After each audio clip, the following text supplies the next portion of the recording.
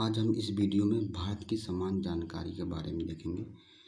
भारत जो है स्थलीय सीमा और समुद्री सीमा दोनों बनाती है। तो पहले हम भारत की स्थलीय सीमा देखेंगे। भारत की स्थलीय सीमा की जो लंबाई है, पूरे भारत की स्थलीय सीमा की लंबाई जो है 15,200 किलोमीटर है। भारत की कुल स्थलीय सीमा की लंबाई जो है 15,200 किलोमीटर है। ठीक। जो पाकिस्तान, अफ़गानिस्तान, चीन, नेपाल, भूटान, बांग्लादेश और म्यांमार जो है भारत से स्थलीय सीमा बनाती है। अब बात करते हैं पाकिस्तान के बारे में। पाकिस्तान की जो सीमा है लद्दाख, जम्मू कश्मीर, पंजाब, राजस्थान और गुजरात के कच्छ प्रदेश में जाकर सीमा खत्म हो जाती है। इस सीमा की जो लंबाई है 3,323 किलोमीटर है। इस सीमा की जो लंबाई है 3,323 किलोमीटर है। अब बात करते हैं अफ़गानिस्तान की। अफ़गानिस्तान जो है ये लद्दाख से सीमा बनाती है। इस सीमा की जो लंबाई है 106 किलोमीटर है। ये भारत से सबसे कम सीमा बनाती है। अब बात कर लेते हैं चीन के बारे में। चीन की जो सीमा है लद्दाख, हिमाचल प्रदेश, उत्तराखंड, सिक्किम और अरुणाचल प्रदेश से सीमा बनाती है। इस सीमा की लंबाई है 3,488 किलोमीटर है। 3,488 किलोमीटर। अब बात करते हैं नेपाल के बारे में। नेपाल की सीमा जो है उत्तराखंड, उत्तर प्रदेश, बिहार, पश्चिम बंगाल और सिक्किम से सीमा बनाती है। इस सीमा की जो लंबाई है आपकी 1751 किलोमीटर है। 1751 किलोमीटर है इस सीमा की लंबाई जो है। अब बात कर लेते हैं भूटान के बारे में। भूटान की जो सीमा की लंबाई है 699 किलोमीटर है। 699 किलोमीटर है। सिक्किम, पश्चिम बंगाल, असम और अरुणाचल प्रदेश से बांग्लादेश। अब बात कर लेते हैं बांग्लादेश जो भारत से सबसे लंबी सीमा बनाती है। इस सीमा की जो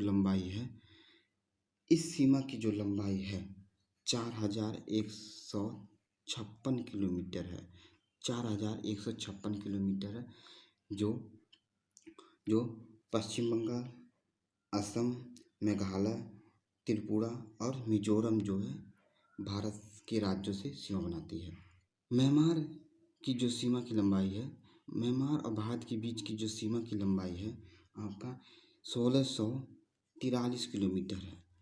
1643 किलोमीटर है। ये अरुणाचल प्रदेश,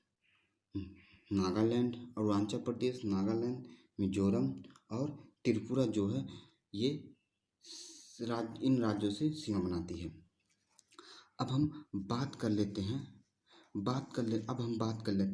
भारत की समुद्री सीमा। भारत की समुद्री सीमा जो है अरब सागर, हिंद महासागर और बंगाल की खाड़ी जो है ये भारत की समुद्री सीमा बनाती है। अब अरब सागर जो है गुजरात, मुंबई, गोवा, कर्नाटक, केरल से सीमा बनाती है। हिंद महासागर जो है तमिलनाडु से सीमा बनाती है और बंगाल की खाड़ी जो है तमिलनाडु, आंध्र प्रदेश, उड़ीसा और पश्चिम बंगाल से सीमा बनाती है। इस समुद्री सीमा की कुल लंबाई जो है 6100 किलोमीटर है। यदि हम इनमें द्वीपों को शामिल कर लेते हैं, इसकी जो लंबाई है 7,516 किलोमीटर है। इसमें गुजरात जो है सबसे लंबी सीमा बनाती है। अब हम भारत की दिशाओं के बारे में देखेंगे। भारत जो सबसे ऊपरी एरिया है भारत का जो सबसे ऊपरी एरिया उसे उत्तर उत्तर कहते हैं। भारत के सबसे ऊपरी एरिया को उत्तर दिशा कहते हैं। सबसे निचली जो एरिया है, भारत की जो सबसे निचली एरिया है, ये दक्षिणी दिशा कहते हैं। भारत की सबसे निचली एरिया दक्षिणी दिशा कहते हैं। ये एरिया आपका पूर्व एरिया कहते हैं और ये एरिया आपका पश्चिमी एरिया कहते हैं। तो इसमें सबसे पश्चिमी राज्य जो है आपका गुजरात पड़ जाता है।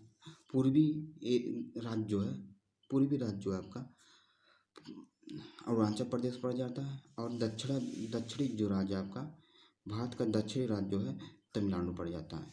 और उत्तरी जो है आपका लद्दाख पड़ जाता है,